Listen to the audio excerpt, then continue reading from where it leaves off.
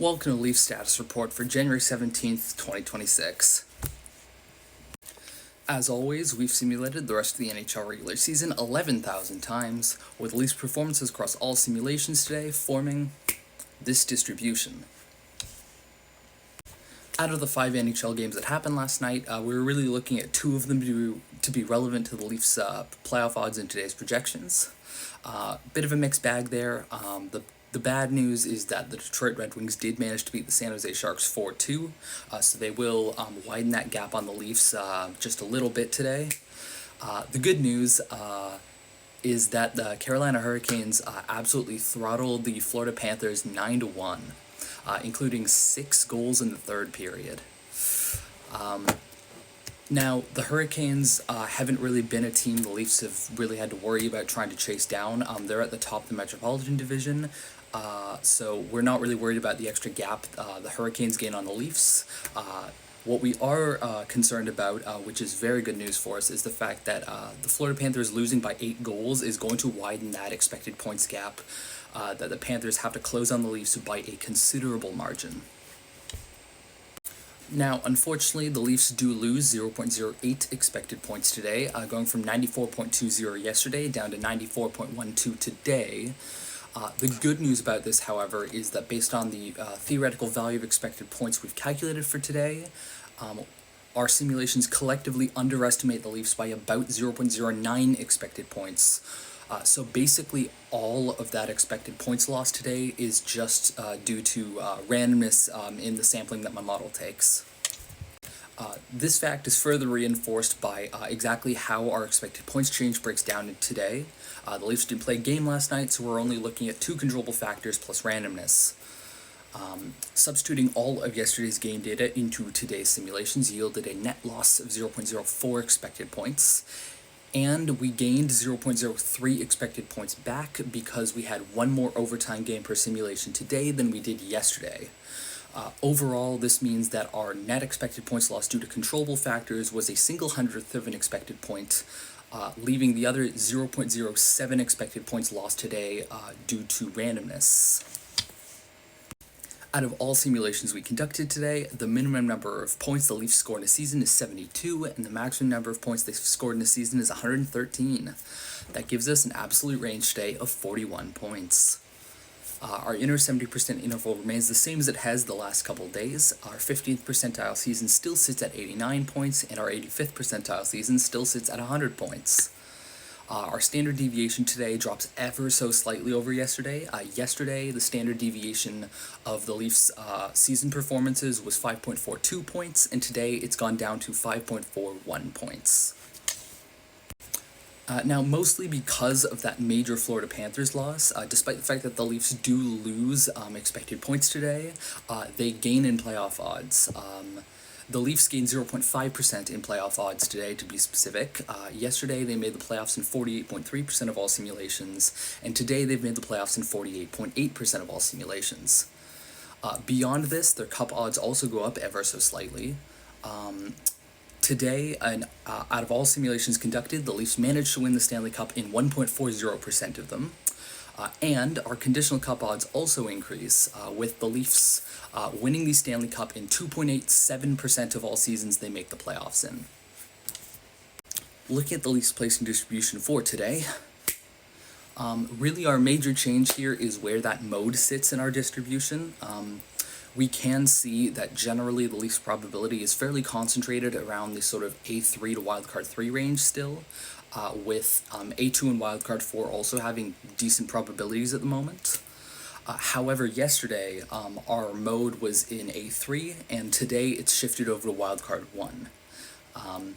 Interestingly enough, it does look to the naked eye that wildcard 1 and wildcard 2 had the same number of simulations that the Leafs finished in either place in. That is because the Leafs managed to finish East wildcard 1 in exactly 1 extra simulation than they did wildcard 2. It's very, very close. But the main point here is that the Leafs are now looking most probable to finish in a low wildcard spot, though it is worth mentioning that because there are more playoff miss positions than playoff game positions, they are still more likely to miss the playoffs than make it. even though all of their playoff missed positions are outside the top 3 most common finishes. Looking at the table, we can see that the Leafs do lose a position on the table conference-wise, but they do still remain in that wildcard 2 spot, as the team that did end up passing them was the Pittsburgh Penguins, who currently sit in M3. Now, of course, since there were only two key games to talk about from last night, there's really only 2 teams on the table that should have serious and explainable point shifts. First, we have back up in A3, the Detroit Red Wings. They have opened their gap on the Leafs by almost 0.7 expected points. It's not an insurmountable margin. You can erase that in one game, but every little bit of expected points gap counts, especially as we creep closer to the end of the season. As for the Florida Panthers, because they ended up losing by 8 goals, they've unsurprisingly lost over an expected point on the Leafs in terms of their gap. That's going to put them not out of range for today to be able to pass the Leafs by tomorrow, but it's going to make it a lot harder, and it's going to narrow down the set of possible scenarios that could happen for the Panthers to be able to pass the Leafs. There are 6 games happening in the NHL tonight that might have a reasonable effect on the Leafs' playoff odds in tomorrow's projections. And as always, we will start with the Leafs. At 7 p.m., the Winnipeg Jets host the Leafs.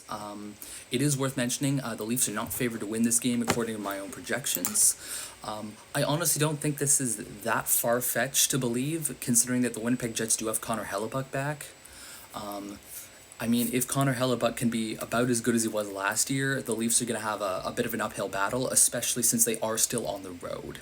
And they are coming off a very devastating loss to Mitch Marner and the Vegas Golden Knights, which might have kind of killed their morale a little. Anyway, the Leafs really need to win this game, which I basically said about every single Leafs game, but I hold steady. They have an expected points yield of 1.04, so losing in overtime isn't really the end of the world. I think they might end up losing that wildcard 2 position if they do lose in overtime, but their expected points will hold some amount of steady, though it might drop by a couple tenths. At 12:30 and 3 respectively, we have 2 teams that the Leafs might have a chance to chase down.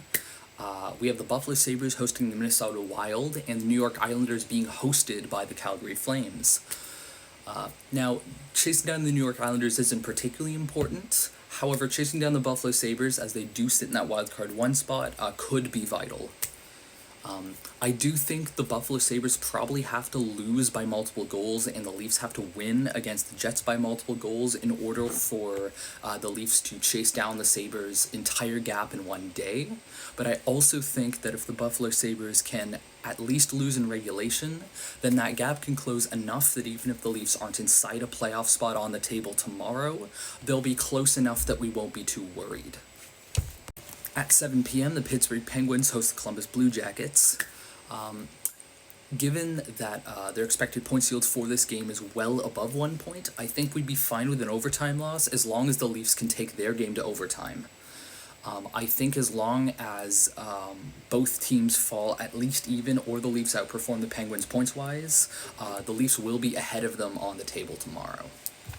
Our other 7 p.m. key game is a bit of a lose-lose. We have the Washington Capitals hosting the Florida Panthers, and unfortunately, because the Washington Capitals are currently breathing down the Leafs' neck in expected points on our table, I am legally obligated to say that we want the Panthers to win this game in regulation, though by as small a margin as humanly possible.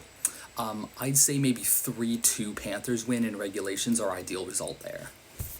Finally, at 8 p.m., the Chicago Blackhawks will be hosting the Boston Bruins.